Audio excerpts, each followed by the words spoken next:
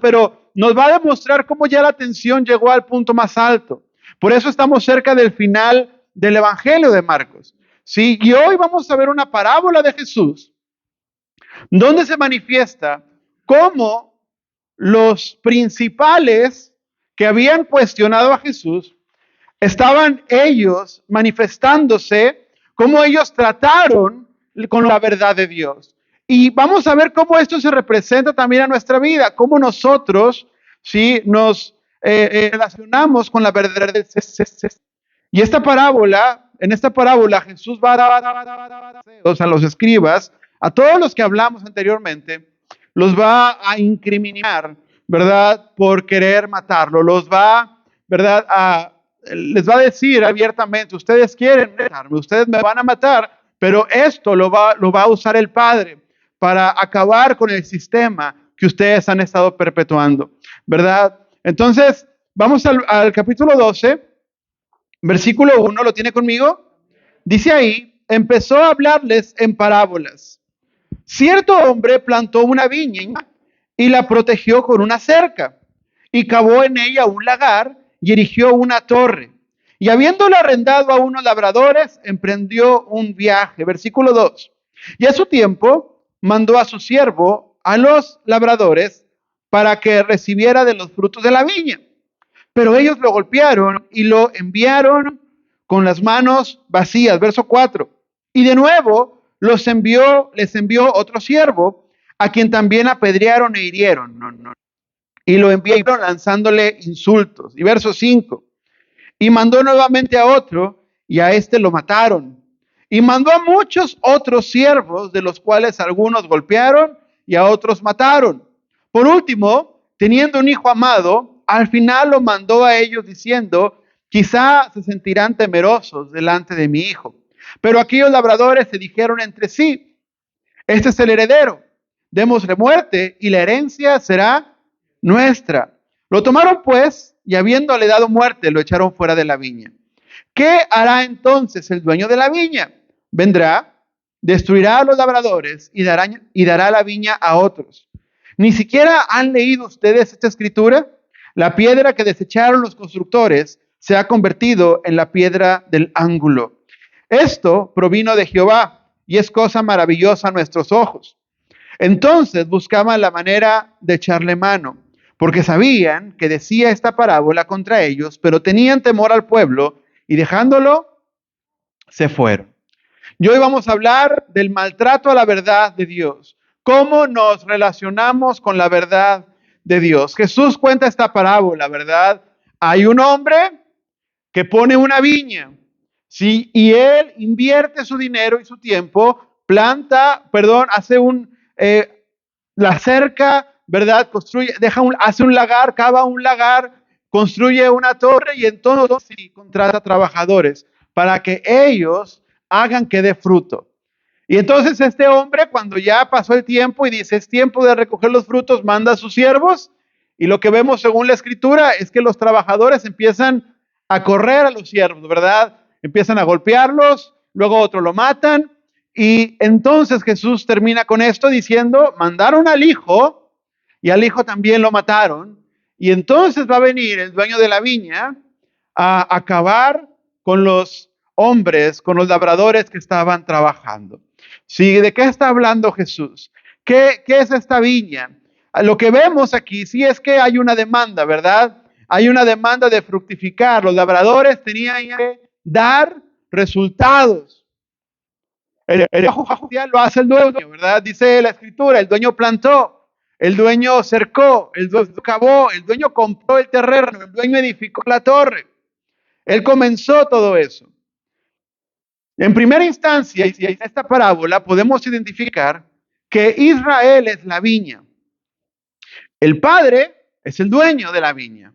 El hijo asesinado es Jesús, y los siervos son los profetas del Antiguo Testamento que anunciaron a Jesús y que el pueblo maltrató, ¿verdad? Sabemos que es Israel porque también dice que la viña está cercada, es decir, hay un espacio delimitado. Recordemos que Jesús está manteniendo tensiones en la clase política y la clase religiosa. Y entonces estos hombres Los saduceos, primeramente, se empezaron a creer dueños del templo. El templo que era del Señor, ¿verdad? El templo de Dios. Pero ellos se hicieron dueños del templo y metieron cambistas y todo lo que ya sabemos que pasó. Los fariseos se creyeron dueños de la ley. Y entonces esa ley que estaba ahí para beneficio del pueblo, para que el pueblo se pareciera al Señor, los fariseos la convirtieron, ¿sí? En una horca, ¿verdad? En algo, hicieron el cielo tan pequeño para que nadie cupiera ahí, se adueñaron de la ley. La tierra, que se devolvía a sus dueños originales en el año del jubileo, de la cual dice la Biblia en el Antiguo Testamento es prestada, los terratenientes se hicieron dueños de ella. Entonces todo el mundo se hizo dueño de lo que Dios les había dado a administrar, el templo, la ley y la tierra. Ellos se adueñaron de todo eso. ¿Sí? Y no quisieron darle a Dios la respuesta, el pago de lo que representaba lo que tenían. Ellos gobernaban a su antojo. Y Jesús, cuando da esta parábola, lo hace para recordarle a los saduceos, a los escribas, a los terratenientes, que ellos no son dueños de nada.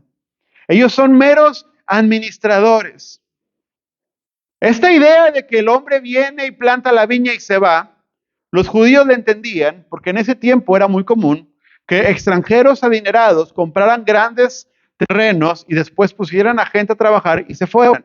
Hoy pasa, tú ves muchos locales comerciales y casas que se rentan y tú piensas que son de un señor que vive aquí. Ese hombre no vive aquí, ese hombre vive en otro estado, sí, quizá en otro país, pero deja gente, ¿verdad?, administrando su dinero. Y era lo que está pasando aquí. Dios, este hombre invierte en la tierra, hace todo el proceso para que los labradores trabajen por un sueldo y provoquen ganancias. Pero el importante era el dueño. Los labradores podían darse posiciones. A veces la gente en las fábricas, ¿verdad?, cuando ya le cambian el chaleco de color o le cambian el casco de color, ya se creen los importantes, pero son trabajadores. ¿Sí? El dueño, el que recibe la gran parte, no está ni siquiera en esa lugar. Eso es esa persona. Entonces lo que Jesús está comenzando a decir es, ustedes administran lo que el dueño de la viña les dio a administrar. Ustedes son meros administradores. El Padre es el dueño de la viña. Y el Padre exige los dividendos de lo que ustedes están administrando. Porque si tú administras, es para multiplicar, para que rinda, no para que falte, ¿verdad? Si tú tienes, por ejemplo, si a ti trabajas en una empresa o tú en tu casa, tú sabes que tienes $700 en pagos y tienes $1,000, te deberían de sobrar 300 para otra cosa. Pero si tú dices, me faltaron 400 para los pagos, entonces, ¿qué pasó, verdad? Hubo una mala administración. Entonces, lo primero que vemos es que Jesús confronta a estas personas por tener una actitud de posesión, por creerse dueños de la gente, dueños de la ley, dueños del templo, dueños de la tierra. Están embrutecidos con el poder. Tenían tanto, ¿verdad?, que se confundieron. Tenían actitudes egoístas. Los fariseos decían en la sinagoga, predicaban cada sábado, estamos esperando al Cristo, estamos esperando al Cristo, estamos esperando al Cristo, y cuando el Cristo llegó, no lo reconocieron. ¿Sí? ¿Por qué? Porque se adueñaron de la ley.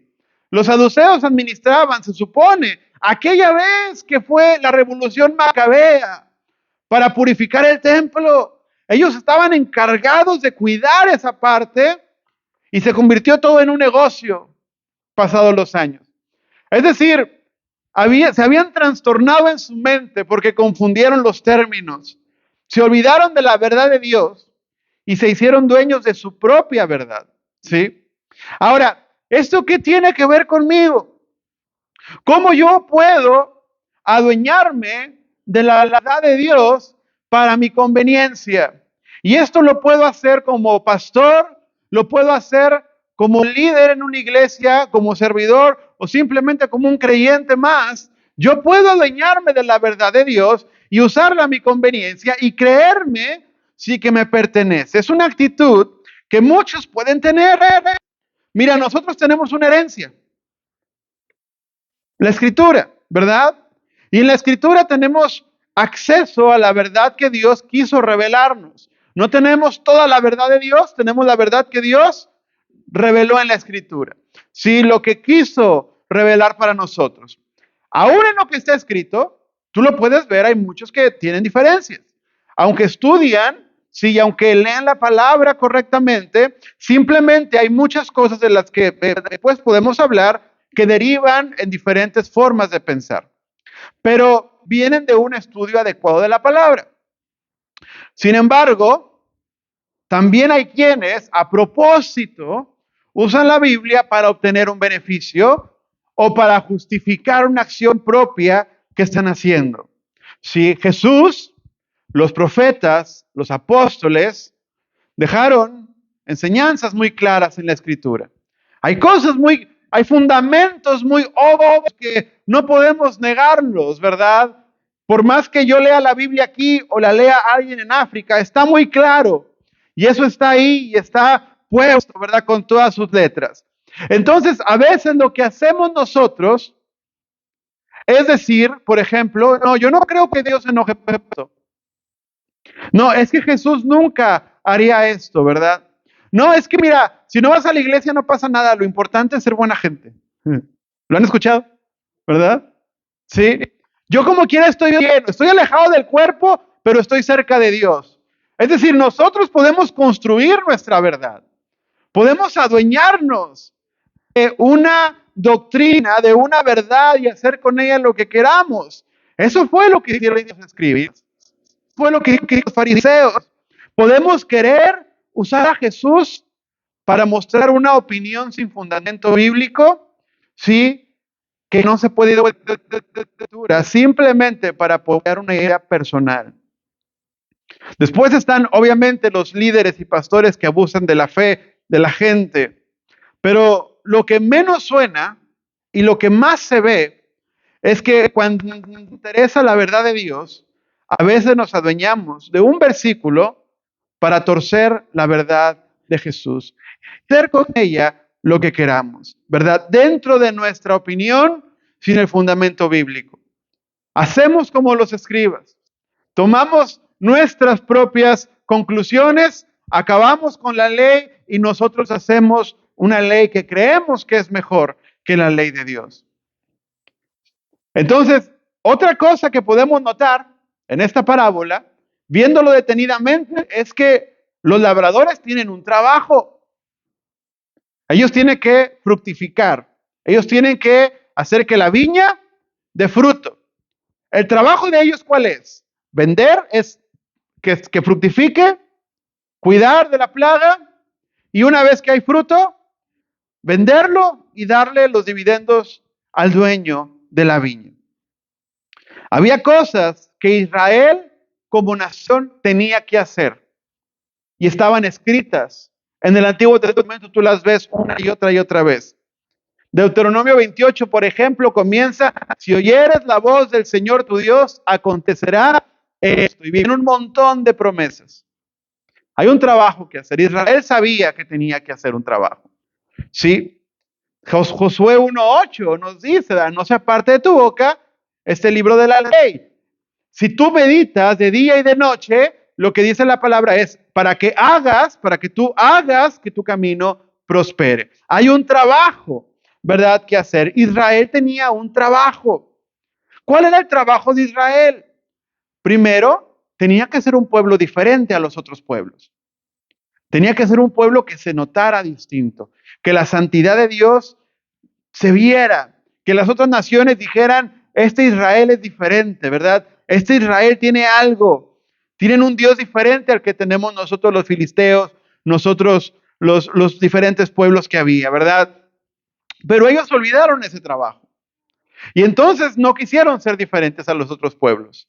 ¿Y qué hicieron? Adoraron a sus dioses. Adoraron a Moloc, adoraron a Baal, adoraron a la reina del cielo, a la que trae la cosecha, adoraron a los diferentes dioses que adoraban los otros pueblos. No hicieron su trabajo. Tenían que plantar, tenían que fructificar, no lo hicieron, ¿verdad? Otro de los trabajos es que ellos tenían que ser, dice la promesa a Abraham: en ti serán benditas todas las naciones de la tierra. Hoy lo vemos en Cristo. Pero los judíos, en su tiempo, antes de que Jesús viniera, esa promesa, ellos la veían como que por nosotros el Señor debe bendecir a todas las naciones. Pero no se pudo. ¿Por qué? Porque Israel se alejó de la verdad y se quiso quedar con la promesa mientras vivía en pecado, haciendo lo incorrecto. Israel se creyó el dueño de la viña. Cuando el Señor dejó entrar en la tierra prometida, les dijo claramente, la tierra no es tuya. Te la estoy prestando. No es tuya. Te la presto, ¿verdad? Pero Israel se creyó dueño. Entonces el Señor les dijo, tú vas a guardar un día de reposo y en ese día tú me vas a rendir adoración a mí. Te vas a acordar de dónde te saqué. Pero ¿qué hizo Israel? Cuando Israel llegó a la tierra donde fluye leche y miel, se dieron cuenta que si trabajaban un día, salía mucha miel. Si trabajaban 6 días, salía mucha miel. Y entonces pensaron, ¿qué pasará si trabajamos 7? Para que salga más miel, ¿verdad? Es decir, sus ojos se llenaron de codicia. Se adueñaron de la tierra. Creyeron, acuérdate, amado, ¿cuántos creyentes de los que eran creyentes en sus países latinos, ¿verdad? De pronto llegan acá y ven la diferencia de lo que el trabajo produce. Porque cuando estás en otra parte y ves que el trabajo produce poco, pues dices, bueno, produce poco, pero de pronto llegas a un lugar donde ves que el trabajo produce mucho. ¿Y qué quieres hacer? Trabajar para seguir produciendo. Y esto le pasó a Israel. Venían de ser esclavos. Trabajaban mucho y no producían nada. Llegaron a la tierra donde fluye leche y miel y dijeron, aquí sí vale la pena trabajar, ¿verdad? Olvidémonos de Dios y dediquémonos a producir leche y miel. Dejaron la santidad, dejaron la moralidad de Dios, dejaron la santidad del templo, se creyeron dueños de la viña, ignoraron la ley, ignoraron el día de reposo, ignoraron las fiestas, ignoraron las cosas que Dios les había demandado, de las que se debían de acordar. Agarraron la viña y la secuestraron para ellos. Creyeron que viviendo sin la verdad iban a ser capaces de poseer la herencia para siempre. Y yo como creyente también tengo un trabajo que hacer. También tengo una labor. Jesús lo dijo, la mies es mucha, ¿verdad? Pero ¿quiénes son los que la quieren trabajar? Y es un tema muy interesante porque a mí también se me puede olvidar que tengo algo que hacer para el Señor. Porque de pronto yo puedo pensar que voy a prosperar con mi pecado. Y cuando hablo de prosperar no me refiero a que tengas dinero. Eso la gente con pecado también lo puede hacer. Hablo de prosperar espiritualmente hasta la eternidad. Hay gente que cree que es salva a pesar de su constante e incorrecto modo de vivir. Hay gente, ¿verdad?, que piensa así. Hay gente que cree que puede no producir en la viña ningún tipo de fruto en su vida, ¿sí? Y no dar ningún rendimiento espiritual. Hay gente que cree que puede vivir así para siempre y cuando llegue delante del Señor, el Señor le va a decir, buen siervo y fiel. Como que es incongruente, ¿no? Pensar de esta manera. Si tú sabes que en tu trabajo si no haces nada, tú no esperas una felicitación, ¿verdad? Tú sabes lo que te espera. De pronto nos creemos dueños de la salvación, creemos dueños de la fe, dueños de la iglesia y queremos decir cómo debe de ser.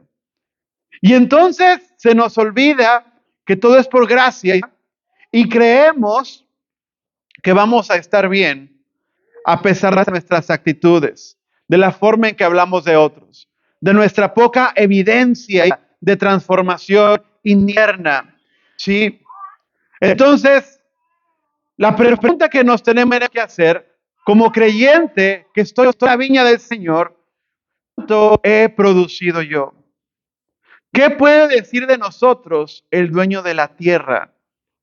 ¿Qué puede decir de mí el dueño, sí, de la viña que me ha dejado algo para producir? Porque si la semilla del evangelio está en ti, significa que esa semilla debe de crecer hasta que produzca fruto. Y si no ha producido fruto, entonces tengo que ver si estoy siendo realmente un buen siervo. Ahora, porque fíjate lo que dice este pasaje en el verso 1. El hombre plantó la viña, le puso una cerca, cavó un lagar, puso una torre. Es decir, el dueño hizo todo lo que tenía que hacer para asegurar el éxito de la viña. Es decir, si los trabajadores eran rectos, diligentes, se levantaban temprano, eran honestos, la viña producía. Simplemente tenían que hacer lo que les correspondía. El éxito estaba garantizado en el trabajo previo del dueño. El Señor, la Biblia nos dice en Efesios 2 que el mismo Señor ya preparó para nosotros buenas obras para que anduviésemos en ellas. O sea, hasta las obras buenas ya están listas. ¿Cuál sería nuestra excusa para no hacerlas entonces?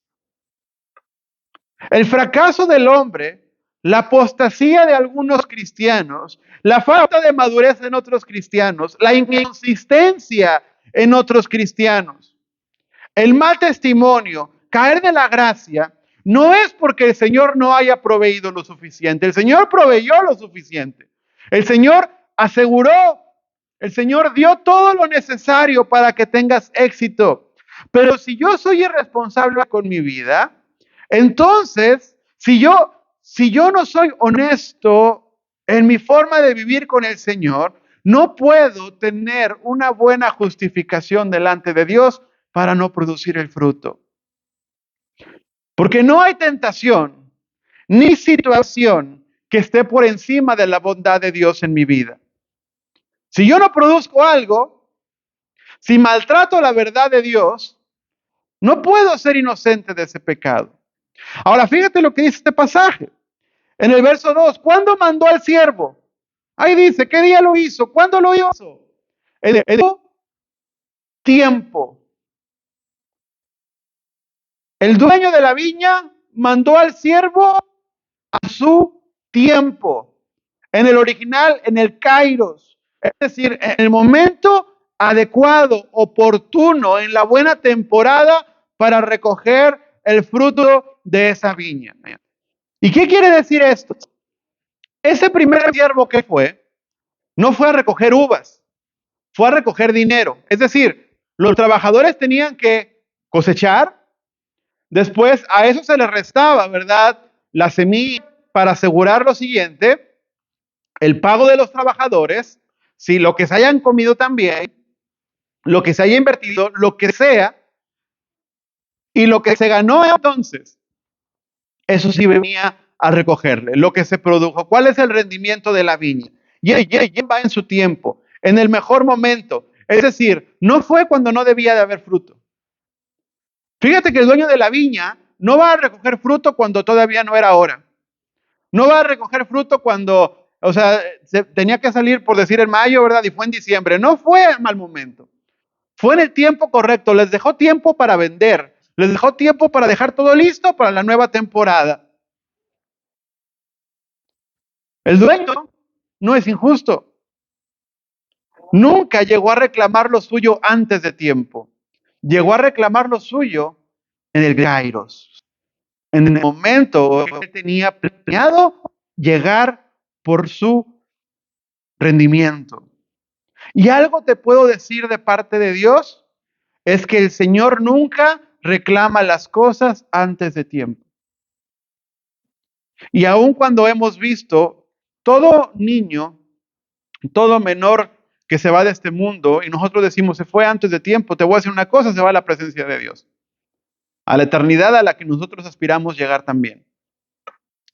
Y todos los que tienen, pero todos los que tienen conciencia, todos los que saben la diferencia entre el bien y el mal y saben lo que es pecado, no importa qué tan jóvenes sean o qué tan viejos seamos, nadie tiene garantía de vida.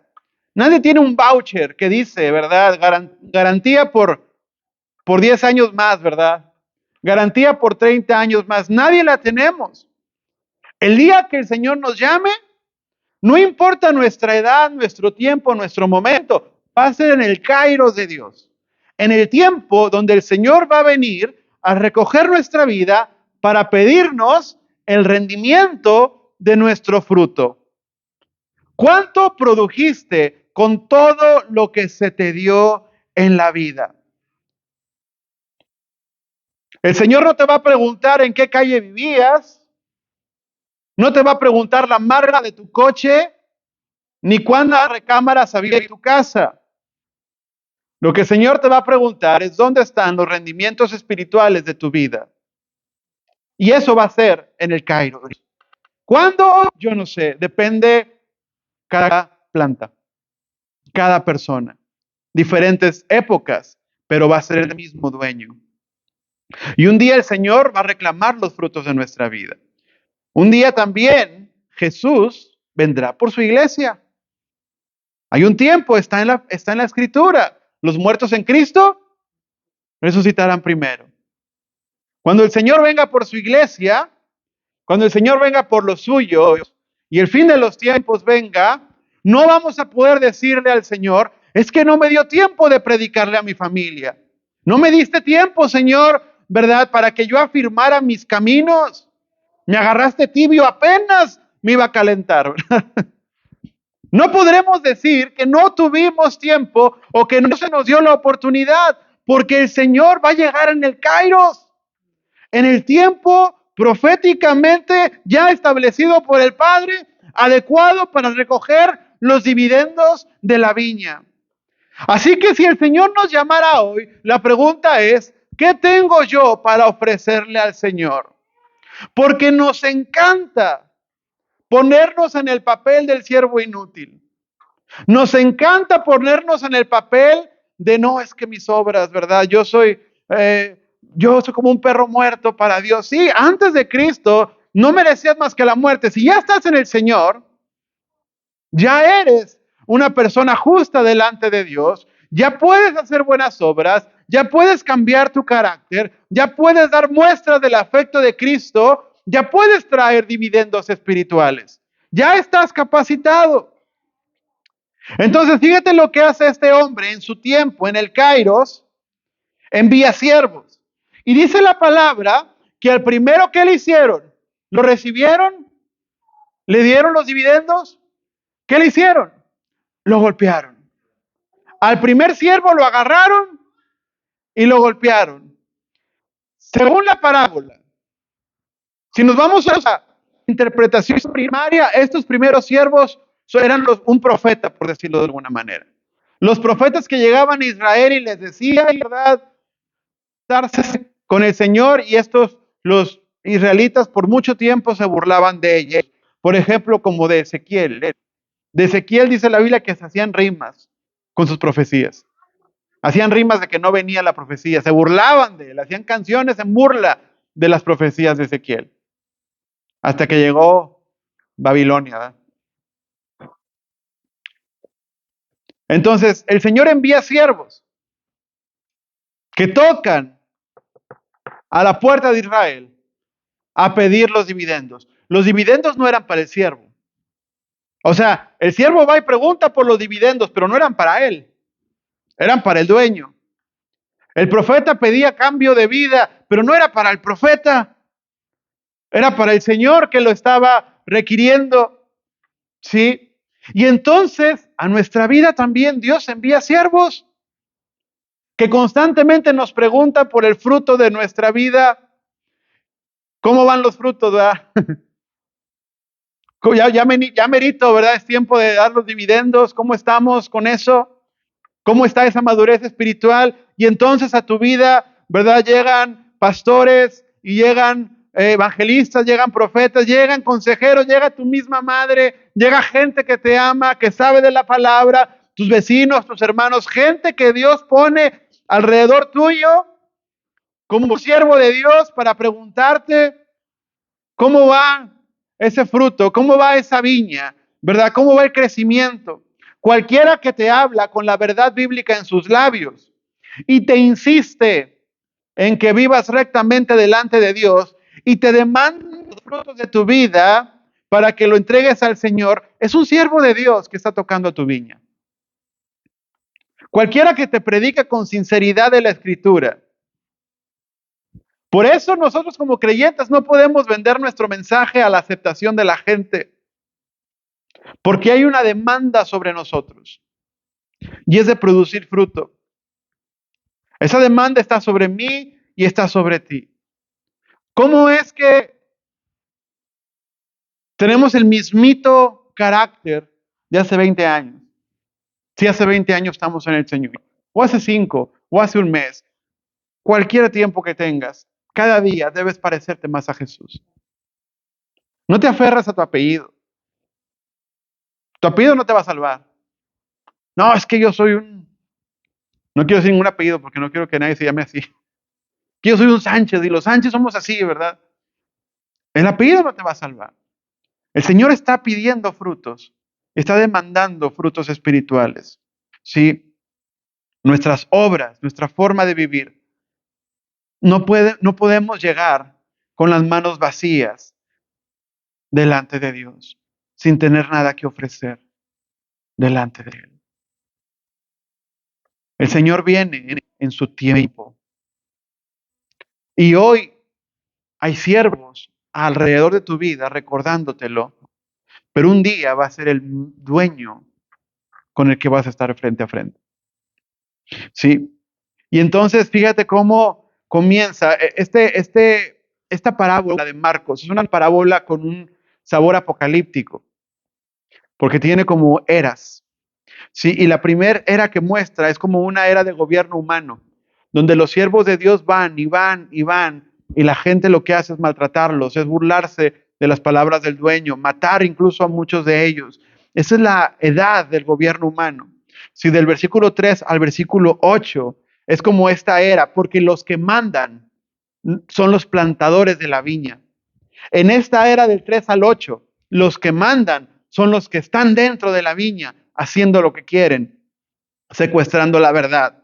Sí, y parece que nadie trae justicia, porque vino el primer siervo y nunca nadie le pudo hacer justicia. Vino el segundo siervo y nadie le hizo justicia. Aparentemente es la época donde la maldad reina, ¿sí? Donde los hombres de Dios mueren, son burlados y nadie les puede hacer justicia. Estos hombres, estos labradores de la viña, hacen su propia beba.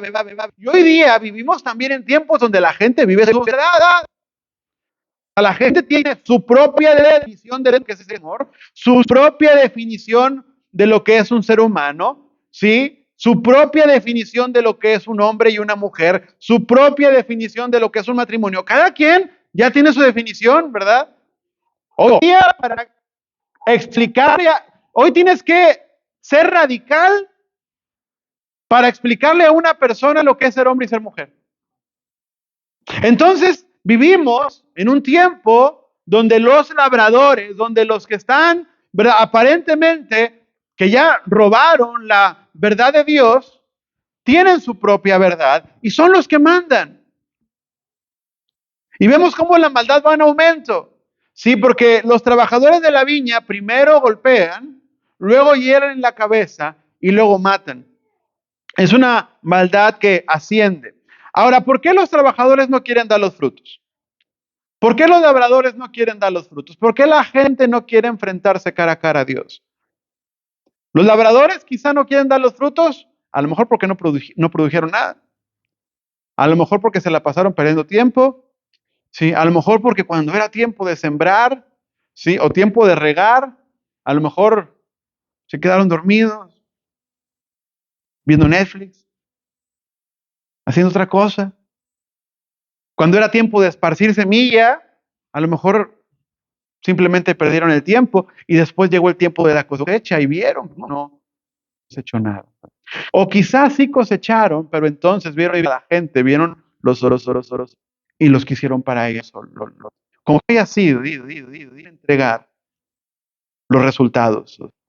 Y lo primero que hacen es golpear, secuestran la viña, golpean al primer siervo. Esa es la actitud de los que menosprecian la palabra, de los que escuchan el consejo de Dios y no lo hacen, de los que se burlan de las cosas de Dios, de los que dicen, voy a hacer esto para Dios, pero no lo hacen. Sí, por ejemplo, a Samuel, al profeta Samuel, a pesar de la oposición, ¿verdad? No necesariamente lo obedecieron, ¿verdad?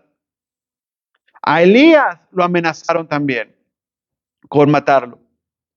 Estos hombres aparentemente, los que están en la viña, eran fieles, pero determinaron traicionar al Señor, vituperar el nombre del Señor. Luego dice el verso 4, ¿qué hicieron con el otro? ¿Dónde le dieron? En la cabeza. Lo dejaron mal herido, ¿verdad? Y le lanzaron insultos. ¿Y qué significa herir en la cabeza? Es decir, no nada más lo golpearon, se aseguraron de mandar un mensaje. Aquí mandamos nosotros, ¿verdad? Lo dejaron mal herido, quizá con secuelas permanentes. Herir en la cabeza, seguramente primero lo raparon para avergonzarlo y después, sí, le pegaron fuertemente en la cabeza. Un mensaje más agresivo, una persecución como la que se le hace a la iglesia en ocasiones. Los que pretenden prohibir el evangelio, los que modifican a Jesús para sus propósitos personales. Hubo profetas que los judíos también maltrataron así. A Zacarías dice la palabra que lo apedrearon. Jesús les está recordando a los dueños de la viña, de los dueños de la religión judía, lo que hicieron con los siervos anteriormente. Y al tercero dice que no solamente lo golpearon, no solamente lo hirieron. ¿Qué dice la Biblia al tercero? En el versículo 5, lo mataron. Es decir, la maldad fue creciendo, cada vez más lejos, cada vez vamos a hacer acciones más contundentes. Y Marcos después suelta todo, ¿verdad? Y a muchos mataron y a muchos golpearon. Y vemos la lista de los profetas de Israel. A Isaías, la tradición judía menciona que a Isaías lo aserraron. Es decir, lo voltearon de piernas y lo aserraron con un serrucho en dos. Hombres que por predicar la palabra de Dios pasaron esto, por pedir los dividendos de la viña, por decirles, el patrón quiere sus resultados espirituales. ¿Sí? Es algo que tenemos que entender. Y para que como cristiano no te frustres, y nos queda de muestra este pasaje, es que hay personas que se van a resistir al Señor toda su vida. Y esa es una verdad. No es que dejemos de predicarle, tienes que seguirle predicando, pero van a resistir lo que el Espíritu Santo quiere hacer con ellos. Hay gente que no va a cambiar su mentalidad, ¿sí? Y tú vas a buscar estrategias y vas a decir, y si les doy misericordia, y si hago esto, y si hago lo otro, pero si les predicas el Evangelio, hay personas que no van a recibir a Jesús, ¿sí? Cuando la palabra predicada se rechaza, los factores externos no van a lograr que una persona nazca de nuevo. Tu trabajo es seguir predicando y lo que hace el Padre es seguir enviando siervos para lograr un cambio en los labradores. Si Jesús se iba de Galilea y luego ¿qué hacía? Volvía a Galilea y a ver qué cambió en la gente y se iba otra vez y después volvía de donde había salido. Sí, expectantes los discípulos de ver el cambio en la gente. Entonces cuando Dios nos envía una advertencia y nos envía otra, y ves que el Señor te habló de algo mientras leías la palabra y luego te predicaron de lo mismo y luego alguien oró por ti y te dijo lo mismo, y ves que una y otra, quizá hay algo que no estamos haciendo. Cuando se te habla de lo que Dios ha puesto en ti, de los dones que tienen que manifestarte en tu vida, de lo que el Señor ha preparado para ti, quizá hay algo que no estamos haciendo. Sí, hay una alerta que se tiene que prender en nosotros. Porque Dios a Israel le dio muchas oportunidades. ¿Cuántos profetas pasaron por Israel? ¿Cuánta gente no profetizó en el nombre de Dios y aún así la rechazaron? Ahora, ¿cómo interpretamos este crecimiento gradual en los labradores? Porque no mataron al primero, pero terminaron matando al tercero. Piénsalo de este modo. El trato a los profetas fue cada vez más agresivo. La idolatría cada vez fue más grande. Comenzó con un becerro de oro, pero creció. Y entonces en los tiempos de Salomón, dice esa palabra, estaban los Baales en los montes. En la tierra que el Señor les prestó, arriba de los cerros, estaban los altares a los diferentes dioses, mientras su rey tenía como quién sabe cuántas esposas y concubinas que adoraban a otros dioses. La maldad no llegó así al principio, pero gradualmente fue creciendo en el punto más alto. Y cuando vemos la iglesia y nos asustamos, tenemos que pensar de dónde entró esa maldad al templo, cómo entró al cuerpo de Cristo, de dónde vinieron esas reformas que se hicieron para aceptar el pecado de la gente. ¿Cómo es que vemos cosas tan torcidas y las que vienen más adelante?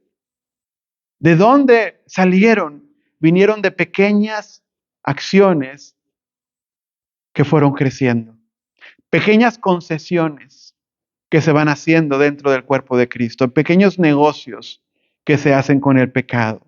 Por eso la importancia de la palabra predicada.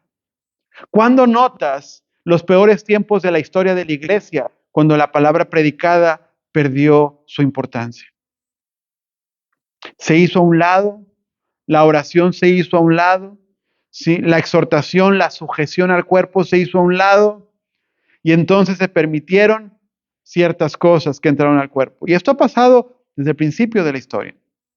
Entonces la iglesia debe entender que el pecado institucional, ¿cuál es el pecado institucional? El pecado que se permite, ¿verdad? Digamos, en las leyes de la misma iglesia o la misma denominación.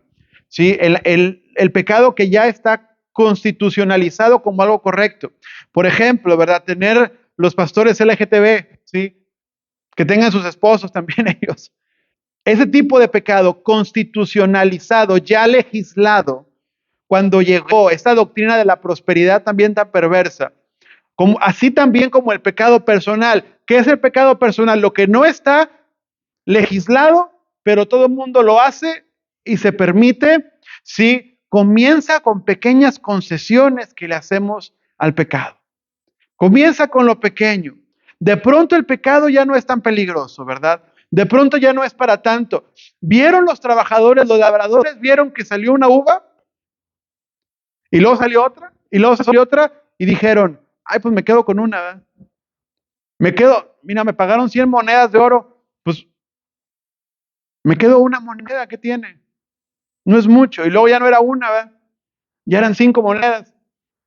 Luego ya no eran 5, ya mejor se quedaban con la mitad de las monedas, hasta que secuestraron la viña. No comenzaron secuestrándola, pero su corazón se empezó a llenar de maldad.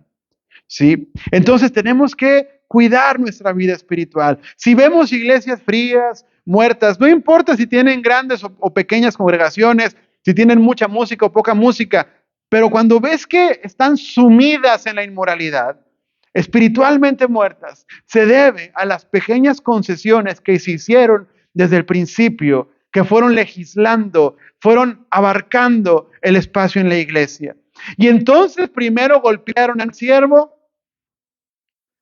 Cuando se paró el hermanito y dijo, hermanos, esto no está bien, le empezaron a llamar extremista, ¿verdad? Fariseo.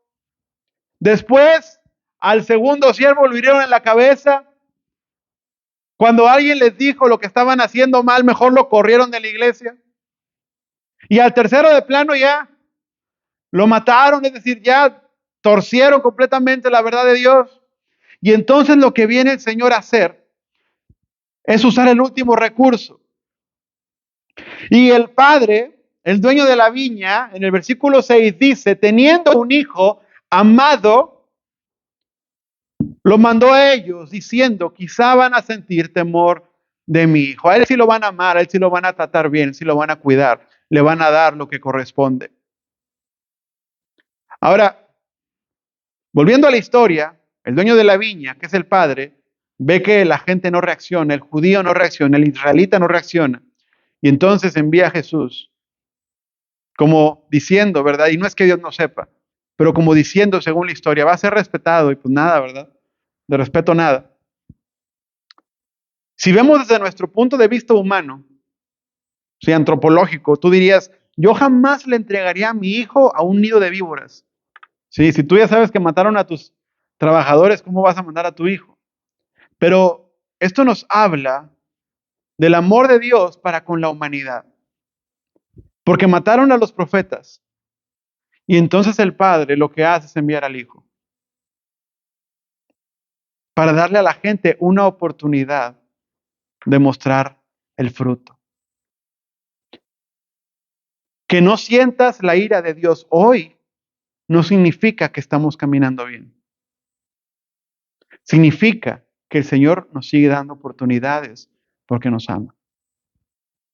Entonces, de alguna manera sorprendente, el Padre entrega a su Hijo en un acto de amor, ¿sí?, a las personas. Pero ojo, el Hijo es el filtro definitivo, el último filtro. Te mandé los siervos, ¿verdad? Y los siervos, y los siervos, y a ninguno escuchaste. Ok, pero si rechazas al Hijo, ya no hay más oportunidades para ti. Quien rechaza el Evangelio, ¿qué puede hacer para salvarse? Sí, esta es la era de los hombres que viven conforme a sus ideas, menosprecian la palabra, menosprecian el cuerpo de Cristo, menosprecian la oración, menosprecian todo lo que tiene que ver con Jesús. Después de esto, ya no hay otro Cristo que crucificar. Ya no hay otro Cristo que enviar. El que tenía que venir y tenía que morir, ya vino, ya murió y ya resucitó. Viene solamente a recuperar, a tomar lo que es suyo. ¿Sí? Entonces, ¿qué hace el dueño cuando ve que matan a su hijo? Versículo 9. Y entra la otra era, la era de la justicia, sí, de Dios. ¿Qué hará entonces el dueño de la viña? ¿Vendrá? ¿Destruirá a los labradores? ¿Y dará la viña a quiénes? A otros. Porque el padre no va a perder su viña, ¿eh? El Señor no va a decir, esta generación de cristianos no quieren predicar, vamos a cancelar todo el plan. No, vienen otros después, no te preocupes. Lo que iba a hacer con esta generación, lo voy a hacer con la que viene. Pero de que lo hago, lo hago. Estos no quieren esperar a Cristo. Que no lo esperen, lo van a esperar otros, pero de lo viene, viene. Si Jesús lo que dice es, la viña ya no va a ser de ustedes, saduceos, terratenientes, gente que cree que tiene el control, se la va a dar a otros. ¿Y quiénes eran esos otros? Apóstoles. Sí, comenzó la iglesia, comenzó el crecimiento. No tiene que ver con que son judíos o gentiles. Los primeros apóstoles eran judíos. ¿Sí? Simplemente es un cambio de paradigma, un cambio de autoridad que ya no tenía que ver con los fariseos, ni con los saduceos, ni con la antigua ley, sino que ahora tiene que ver con el Hijo de Dios. Entonces, podemos entender esto como el juicio inminente contra todos aquellos que de forma irresponsable se posesionan de la verdad de Dios, donde Dios los ha puesto a administrar, y ya sea por negligencia o por egoísmo, no han producido o se han querido adueñar de la verdad de Dios. ¿Por qué lo que Dios te dio para administrar ahora resulta que es la excusa para vivir en pecado? Si el Señor viniera hoy, ¿qué le entregaríamos? ¿Qué le daríamos? ¿Qué hay en mis manos para entregarle al Señor? ¿Estoy plenamente convencido de que el Señor me diría buen siervo y fiel? ¿Me diría el Señor, mira, te di 5 talentos y me estás devolviendo 10? ¿O el Señor diría, lo escondiste, vete a la tierra y ahí lo dejaste? ¿Qué diría el Señor de mí? Esto, hoy vivimos en esta doctrina, ¿verdad?, que se pone muy de moda. Somos merecedores de la muerte, ¿verdad? Y si Dios me califica por mis obras, solamente me calificaría como un muerto. Sí, antes de Jesús. Antes de Jesús, sí. Pero ya estás en Cristo. Ya eres justo delante de Dios a obras de justicia. El Señor mismo enseñó, Jesús mismo enseñó un sistema de recompensas que Él mismo propuso. Él tuvo a bien hacerlo.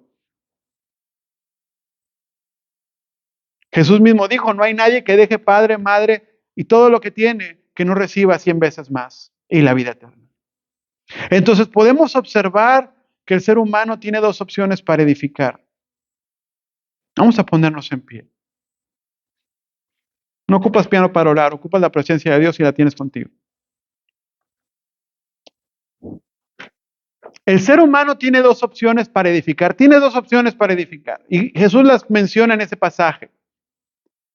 Porque Jesús dijo, la piedra que desecharon los edificadores, la que tiraron a la basura, vino a ser la piedra del ángulo. Y sin la piedra del ángulo no puedes edificar, por eso fue para ellos piedra de tropiezo. Si ellos eran los edificadores y desecharon a Jesús, la piedra del ángulo, se les cayó la obra. Entonces, la piedra del ángulo es el fundamento de tu vida o es el tropiezo de tu vida. Si tú la incluyes, entonces todo lo que hagas va a estar fundamentado en el Señor.